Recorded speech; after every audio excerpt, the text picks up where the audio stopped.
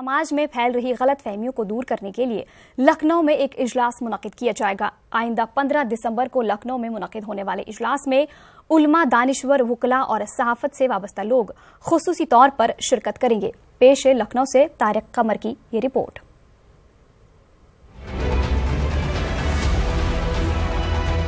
مجوزہ اجلاس تفہیم شریعت کے عنوان سے منعقد کیا جائے گا۔ آل انڈیا مسلم پرسنل لا بورڈ کے مطابق فرقہ پرست اور اسلام مخالف طاقتیں مختلف طریقوں کو اپنا کر اسلام کو بدنام کر رہی ہیں اور مختلف بنیادوں پر مسلمانوں کو ظلم و تشدد کا نشانہ بھی بنایا جا رہا ہے۔ آل انڈیا مسلم پرسنل لا بورڈ کا کہنا ہے یہ سب اس لیے ہو رہا ہے کیونکہ اسلام کی صحیح تعلیمات لوگوں تک پہنچ ہی نہیں پا رہی ہیں۔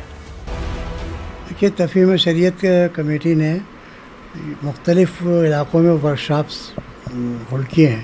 یہاں پہلے ایک ندوے میں کیا تھا، اس کے بعد مختلف علاقوں میں مدھیہ پردیش میں، مہاراشٹر میں، تامل ناڈو میں وغیرہ وغیرہ کئی ہر صوبے میں تقریباً کیے ہیں۔ اب وہ اس کی دوبارہ ورکشاپ جو ہے اب کی، پہلے وہ اس میں علماء کو زیادہ بلایا گیا تھا، اب اس میں وکلاء، دانشور، علماء، صحافی، ان چاروں کیٹیگریز کے لوگوں کو بلایا جا رہا ہے تاکہ اس میں جو مسائل ہیں اس پر وہ سوال جواب کر سکیں۔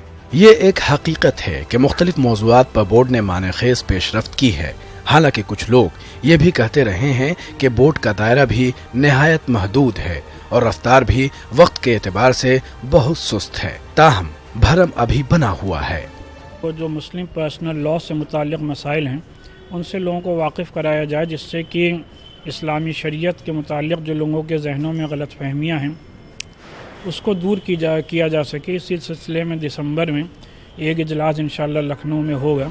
بات چاہے عبادت گاہوں کی حفاظت کی ہو یا خواتین کو انصاف دلانے کی، تحفظ شریعت بورڈ نے اپنے دائرہ کار کو شرعی مسائل تک محدود رکھا ہے اور مثبت و مناسب پیش رفت کی ہے، لیکن یہ بھی ایک سچائی ہے کہ مسلسل اٹھنے والی آوازوں کے باوجود بھی بورڈ نے اجتہادی اقدامات کم ہی کیے ہیں، جن سے کہیں نہ کہیں امت مسلمہ کو نقصان بھی ہوا ہے۔